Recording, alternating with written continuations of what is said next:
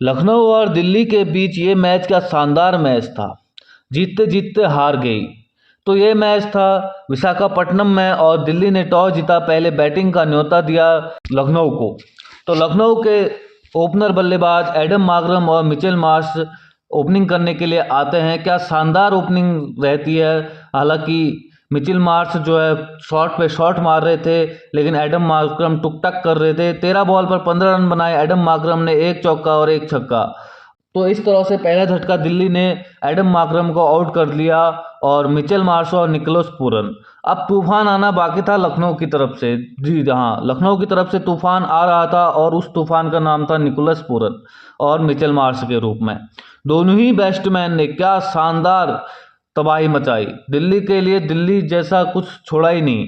छक्के पे छक्के लग रहे थे, चौके कम लग रहे थे, छक्के ज़्यादा लग रहे थे। मिचेल मार्श देखते देखते अपने अर्धशतक पूरा कर लिया और 36 बॉलों पर 72 रन की एक शानदार पारी खेली और उसके बाद आउट हो गए, जिसमें 6 चौके और 6 छक्के लगाए। 200 का स्ट्राइक रेट रहा और शानदार पारी को आउट करा मुकेश कुमार ने इनको। तो इसके बाद आते हैं ऋषभ पंत, 6 बॉल पर 0 रन बनाकर आउट हो जाते हैं। और इसी तरह से दिल्ली की सांस में सांस आती है, क्योंकि अब लखनऊ को एक बड़े स्कोर से नीचे दिल्ली धकेलने वाली थी। क्योंकि एक बार लखनऊ लग रहा था कि 250 से ऊपर जाएगी, अब लग रहा था कि 200 पे ही डगमगा जाएगी। अब डेविड मिलर और निकोलस पूरन के बीच साझेदारी हो रही थी और निकोलस पूरन 30 बॉल पर 75 रन बनाए और निकोलस पूरन भी आउट हो जाते हैं और उनका शिकार करते हैं स्टार्क।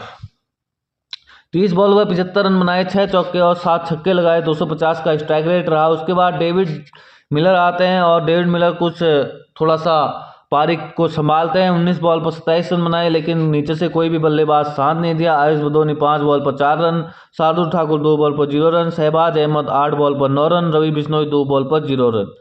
तो इस तरह से लखनऊ ने 209 रन बनाए और दिल्ली के सामने 210 रनों का लक्ष्य जो है सामने रख दिया।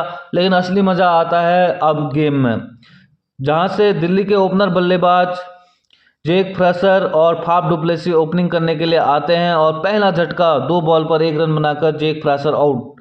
दूसरा झटका अभिषेक पोरल आउट 2 बॉल पर 0 रन बनाकर। तीसरा झटका समीर रिजवी 4 बॉल पर 4 रन बनाकर आउट।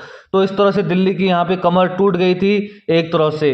अब यहाँ पे सिर्फ फाफ डुप्लेसी का सहारा था। दिल्ली के सामने एक ही चीज़ नज़र आ रही थी कि फाफ डुप्लेसी और अक्षर पटेल कुछ रंग में दिखे, और ऐसा हुआ भी। कुछ देर इन्होंने पारी को संभाला। लखनऊ के अरमान जाग गए थे। लखनऊ एकदम से पूरी तरह से हावी हो गई थी दिल्ली के ऊपर और लखनऊ आसानी से ये मैच जीत रही थी। लेकिन दिल्ली वालों ने भी कहा कि आसानी से तो ये मैच हम जिताएंगे नहीं।